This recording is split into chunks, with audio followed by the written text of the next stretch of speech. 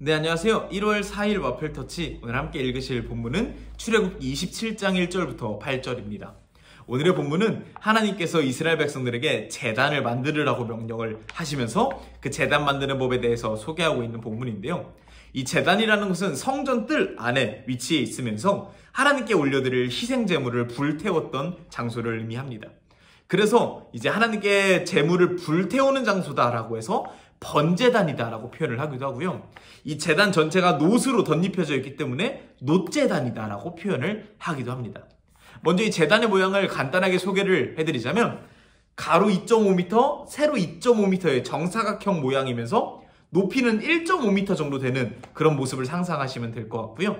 그리고 제단이기 때문에 불태워서 제물을 드려야 한다고 말씀을 드렸지 않습니까?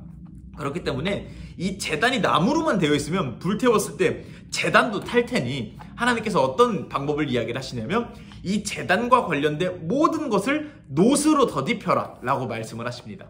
제단은 물론이거니와 제단에 불태우기 위해서 장작을 담고 있는 그물이라든지 제단을 이제 제물을 태우고 나서 나오는 재를 담는 그릇이라든지 모든 것들이 놋으로 덧입혀져 있는 그런 모습을 상상하시면 될 것 같습니다.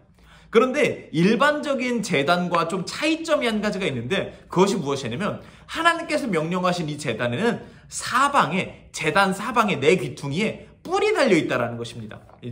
나무로 세웠든지 놋으로 세웠든지 뿔을 달아놓은 것이죠. 이 뿔의 용도는 무엇이냐면 1차적으로는 하나님께 드릴 그 희생 제물을 묶어두는 용도입니다. 그래서 이제 여기에 네 귀퉁이에 묶어서 하나님께 제물을 드렸던 그런 방식인 것이죠. 그런데 이제 나중에 나오겠지만 출애굽기 29장 제사법에 대한 이야기를 할 때 이 제단에 대한 이야기가 좀 더 자세하게 한 번 더 등장을 하는데요. 그 출애굽기 29장 12절에 보면 하나님께 속죄제를 드릴 때 나의 죄를 좀 대속하여 주십시오라고 하는 속죄제를 드릴 때 그 뿔이 다시 한번 사용이 됩니다. 어떤 식으로 사용이 되냐면 나의 죄를 대신할 짐승을 화목제물로 드릴 때 이 짐승의 피를 그 뿔에 바름으로써 나의 죽음이 면쾌되는 그런 일들을 이제 속죄제 때 하게 됩니다. 즉, 이 뿔에 피를 바를 때 내 죄가 없어진다라는 것이죠. 그런 용도로 이 뿔이 사용되기도 합니다. 그리고 아까 말씀드렸던 출애굽기 29장 후반부, 37절, 42절 이런 후반부에 보면 어떤 내용이 나오냐면 이 누구든지 어떤 것이든지 이 제단과 접촉해 있을 때 거룩해진다라고 하는 표현이 있습니다. 그렇기 때문에 이 짐승이 제단과 접촉해 있기 때문에 이 짐승은 거룩한 존재고 그 거룩한 존재가 무고한 존재가 나를 대신해서 이제 죽음을 당했기 때문에 내가 대신에 산 것이다 라고 하는 그런 어떤 맥락이 속죄제의 참 의미입니다. 그런데 이 뿔에 피를 발랐더니 내 죽음이 사해졌다라고 하는 이런 문화, 이런 어떤 인식이 나중에 좀 더 시간이 흘러서 어떤 식으로 진행이 되냐면 어떤 죄를 저지른 사람이든지 간에 어떤 죽음의 위협을 받고 있는 사람이든지 간에 달려가서 그 뿔을 붙잡고 있으면 제단의 뿔을 붙잡고 있으면 누구도 그 사람을 죽일 수 없다라고 하는 그런 이스라엘 전체의 문화적인 규칙이 나중에 생기게 됩니다. 예를 들면 열왕기상 1장 50절에 보면 다윗의 아들이면서 압살롬의 동생이었던 아도니아라고 하는 사람이 나옵니다. 그런데 이 아도니아라고 하는 사람이 여차저차한 이유와 여차저차한 방법으로 반역 비슷하게 이제 일으키게 되죠. 그런데 그게 굉장히 허무하게 끝나게 되고 이제 솔로몬에 의해서 뭔가 죽음을 당할 뻔한 위기를 처하게 됩니다. 그런데 이 아도니아가 1장 50절에 어떤 행동을 하냐면 달려가서 제단 뿔을 붙잡고 있습니다. 이제 그 모습을 본 솔로몬이 아도니아를 죽이지 않고 말로 그 상황을 해결해버리는 어떤 그런 모습들이 나오고 있죠. 이런 것들이 이런 맥락에서 나온 어떤 문화적인 이야기다라고 생각을 하시면 될 것 같습니다. 그런데 이렇게 이야기를 들었을 때 뭔가 떠오르는 게 있으시지 않습니까? 뭔가 어떤 뿔이 있고 그 뿔에 무고한 피를 바르면 내 죄가 사해진다 라든지 아니면 이 제단을 접촉하면 나의 죄가 사해진다라든지 혹은 이 제단이 결국은 하나님과 만날 수 있는 어떤 그런 거룩한 장소였는데 나랑 하나님을 만날 수 있게 이 죄인인 나와 거룩한 하나님을 만날 수 있게 해주는 통로가 되는 제단이라든지 이런 것들을 생각하면 저는 이렇게 이야기가 흘러가는 것 같습니다. 이 구약의 제단이 의미하는 것은 예수님을 의미하는 것이구나 라는 생각에 다다르게 되었습니다. 나의 죄를 사해주는 그 거룩한 피, 내가 그 제단에 가까이 갔을 때 나는 여전히 죄인이지만 제단과 접촉했다는 이유만으로도 거룩해지는 것. 나는 하나님과 닿을 수 없지만 이 제단 덕분에 하나님과 소통할 수 있게 되는 것. 전부 다 예수님이 우리에게 해주셨던 역할을 의미하는 것입니다.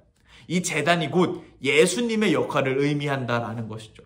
그래서 저희는 오늘도 이 제단 제작법을 보면서 예수님이 날 구원해 주셨구나라는 것을 다시 한번 기억하고 생각할 수 있어야겠다라는 생각이 들었습니다. 그런데 한 가지가 더 떠올랐습니다. 어떤 것이냐면 오늘 이 구약에 있는 이 이야기를 저희의 삶에 문자 그대로 적용할 수는 없겠지만 그래도 이 구약에 있는 이야기를 좀 상징적으로 생각을 해보자면 이 구약에 거룩한 뿔도 있고 나의 죄를 속죄해주는 뿔도 있고 그리고 이 거룩한 제단에 접촉만 해도 나도 거룩해지고 이 거룩한 제단 덕분에 하나님과 소통할 수 있게 되는데 그 전제 조건이 하나 있습니다. 그것이 무엇이냐면 제단을 그냥 두고 보는 것이 아니라 가서 접촉을 해야 됩니다. 아도니아도 그냥 제단 근처, 뿔 근처에만 있었을 때 죽음을 면케 된 것이 아니라 달려가서 그 뿔을 붙잡았을 때 죽음을 면케 됐고 또 실제로 그 거룩한 제단에 접촉한 존재들만이 거룩해졌습니다. 이 거룩한 제단에 접촉했을 때 그때 하나님과 교통할 수 있게 되는 것이죠. 이걸 보면서 저는 느꼈습니다. 예수님 덕분에 우리도 거룩해졌고 나의 죄가 사하여졌고 하나님과 교통할 수 있는 존재가 되었는데 그냥 하나님을 저 멀리 두고 하나님 저기 멀리서 감사한 분 이렇게 생각하는 것이 아니라 내가 일상생활 속에서 하나님과 접촉해 있고 예수님과 손 닿아 있을 때 나의 마음과 예수님의 마음이 붙어 있을 때 그때 나의 마음과 나의 행동과 나의 삶이 거룩한 모양새로 나오는 것은 아닐까 하는 생각이 들었습니다. 오늘도 저희가 제물과 또 성막을 짓는 여러 가지 방법을 통해서 예수님께서 날 구원해 주신 그 귀한 복음에 대한 생각을 해봤습니다. 그런데 오늘은 거기서 멈추는 것이 아니라 내가 얼마나 하루를 살면서 하나님과 붙어 있는가, 하나님과 접촉해 있는가, 내가 얼마나 그 제단 뿔을 붙잡고 있는가 이런 것들을 한번 생각해 볼 수 있으면 좋겠다라는 생각이 들었고요. 수시로 하나님께 의견을 여쭙고 기도하면서 하나님과 붙어 있으려고 노력할 수 있는 그런 저와 여러분이 될 수 있으면 좋겠다라는 생각이 듭니다. 감사합니다.